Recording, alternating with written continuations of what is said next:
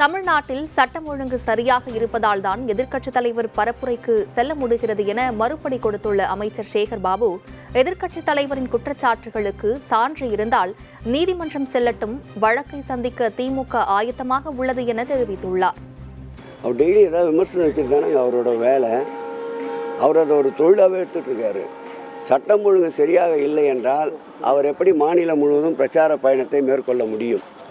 அவர் பிரச்சார பயணத்தில் போதிய பாதுகாப்பு அளிப்பதால் தான் எந்த சிறு அசம்பாவிதம் இல்லாமல் அவருக்கு வாயில் வந்ததையெல்லாம் உளறி கூட்டி கொண்டு திரிவதற்கு சட்டம் ஒழுங்கு சரியாக இருப்பதால் தானே அனுமதிக்கப்படுகிறார்கள்.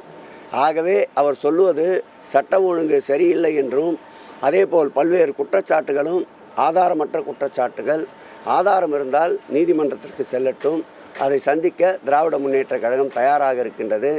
இவரை போல் மேல்முறையீடு என்று சுப்ரீம் கோர்ட்டு உச்ச நீதிமன்றம் என்று செல்கின்ற இயக்கம் அல்ல. எந்த வழக்காக இருந்தாலும் நீதிமன்ற நெடிய படிக்கட்டுகளை சந்திக்க திராவிட முன்னேற்றக் கழகம் தயாராக இருக்கின்றது.